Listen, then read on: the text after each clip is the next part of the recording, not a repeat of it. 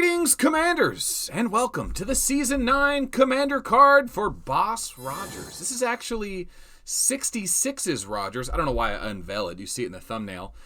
This is the Big Boss build. If you've been messing around in Peak Contest or looking at screen grabs online, you'll have seen this. This is still the meta-defining build. The tank a little bit, go defensive immune, awaken dodge so you don't get hit as much, and then once you're damage immune, once you're not taking any damage, you start dealing it out with Tear Space and then Tyrant Cometh. Now you're saying, Melt, but this build has 2 Tyrants in it. Well, you're right. Tyrants, there are, is it Tyrant? Titans. There are 2 Titans instead of 2 Eternal Barriers or 2 of the new airship weapons.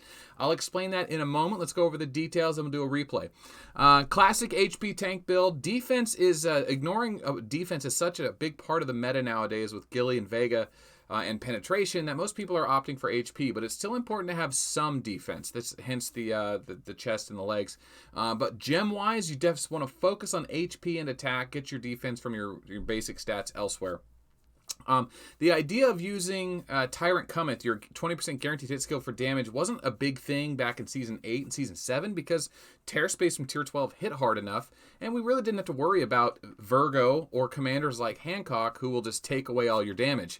So Tyrant Cometh would still hit pretty good. Nowadays, with Stella, Hancock, Virgo, you can actually disable Rogers' damage from Tyrant Cometh, and then all he has is Tear Space. So modern-day Rogers builds do incorporate 2 Titans, because if Rogers is going to get one shot, 2 Eternal Barriers ain't going to save him. So the 2 Titans just make up for all the potential damage he could have been losing from Hancock and Virgo by giving him, 400% per weapon, or, whatever it is. It's, 280, I forget. It's a lot. With 2 more on him, he gets over 500% damage.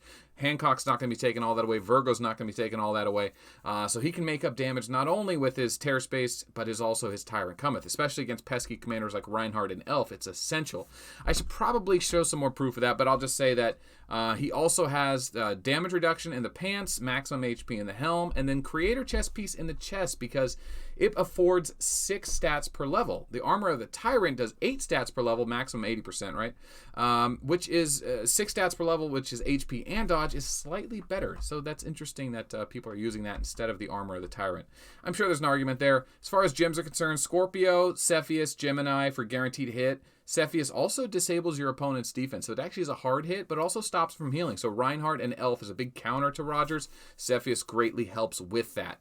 Virgo also softens your opponents, and it makes them go last so you can really charge up and hit them hard before they get another round on you, and it lets your defense go maximum again. Generally speaking, that's always a good thing. I'm sure there's room for argument there, but this is the build. Here are the commanders using it. So let's go into this one here. So I don't remember who this is offhand, but you can tell they've been trying other things throughout the Peak Contest season.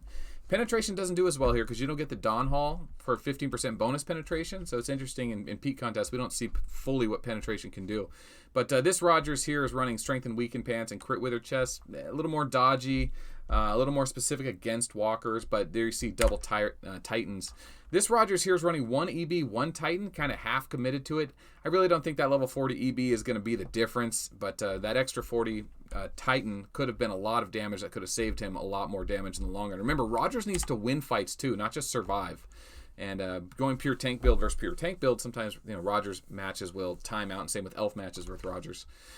This Rogers here, same idea. He got the right gear on, but chest piece, he's running Shadow for that resistance weaken, a little more versatile, but also running 1 EB.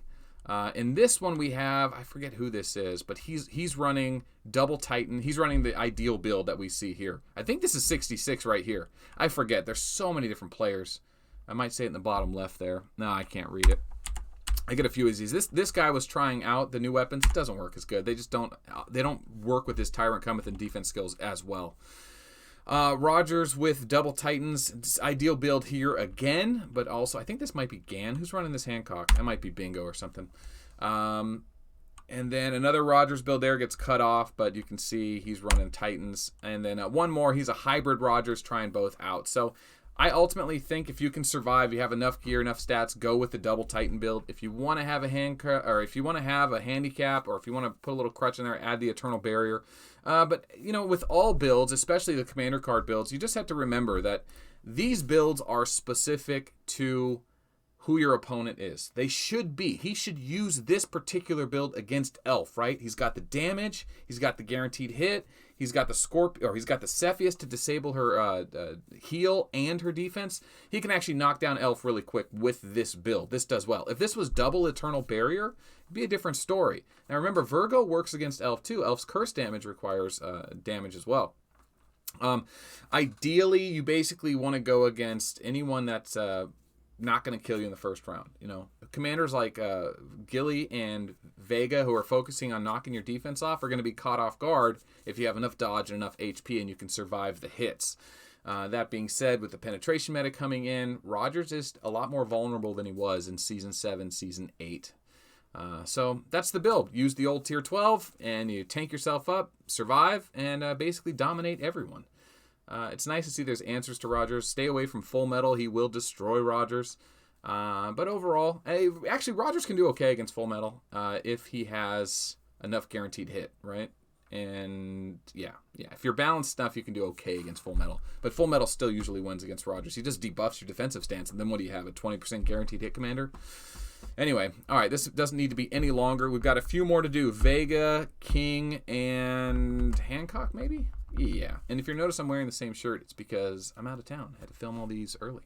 All right, guys. We'll see you tomorrow.